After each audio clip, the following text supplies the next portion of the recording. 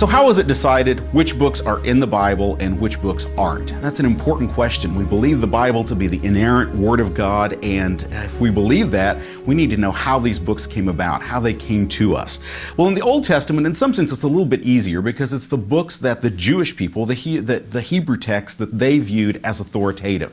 And Jesus himself viewed those books as authoritative. He quoted from them. He cited them over and over in the Scriptures in the New Testament. And so it's clear that Jesus viewed them as authoritative, and therefore early Christians viewed them as authoritative too.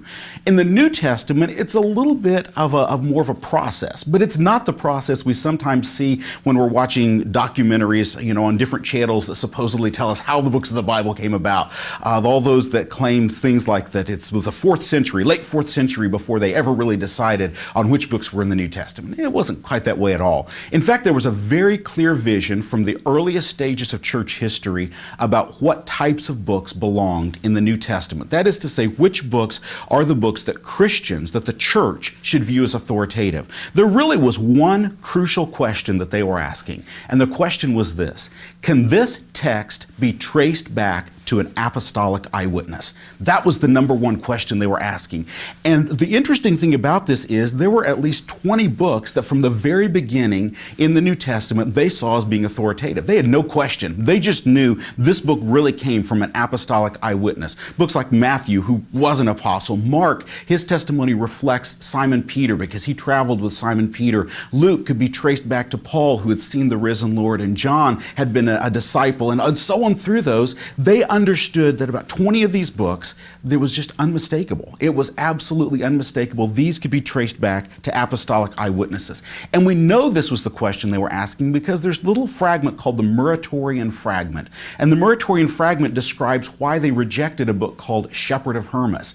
And this book, Shepherd of Hermas, many people read it, many people were using it, and so they were saying, why don't we include it in the books that we view as authoritative, the books read publicly? And they said, no, we can't. This individual writing this, we can't, because we know who wrote it, and he was not an apostolic eyewitness. Now, what about the books that they weren't sure if they come from an apostolic eyewitness? Well, there's a couple of other questions they were asking. One of them was, do congregations throughout the world, are they using this? In other words, is this just groups of people in one area using this book, or do Christians throughout the church view this as an authoritative text? But then they were also asking another question, and that is, does this text agree with the other texts that we know for sure come from eyewitnesses? That was the third question they were asking. And one of the important things in that is implied in that is what we would call today the doctrine of inerrancy. That is to say, they understood that these texts should not contradict one another. That if these texts are really from God, who does not lie, does not contradict himself, that these texts shouldn't contradict one another. And so when they were in question, those were the questions that they were asking.